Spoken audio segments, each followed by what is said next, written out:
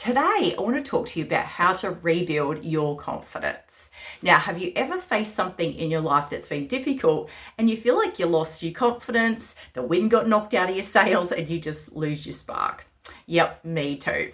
And I want to talk to you today about how you can rebuild your confidence when you face life transitions and changes that you weren't expecting.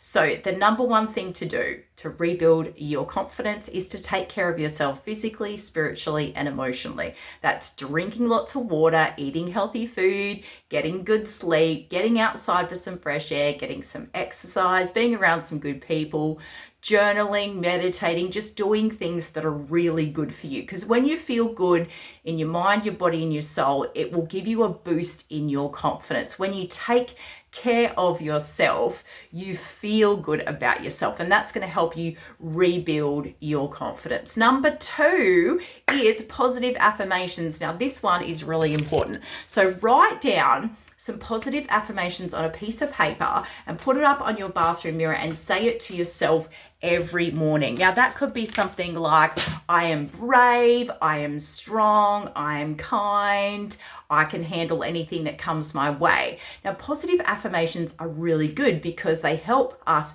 rebuild our self-belief, believing in ourselves. So it's important to start your day with positive affirmations, and that builds a positive mindset and helps you rebuild your confidence.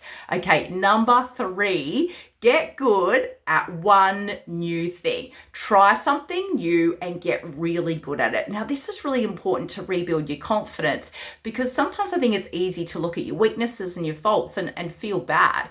But when you try something new and you're really good at it, it builds your confidence. You're like, wow, I'm really good at this thing. Maybe I should try other things too.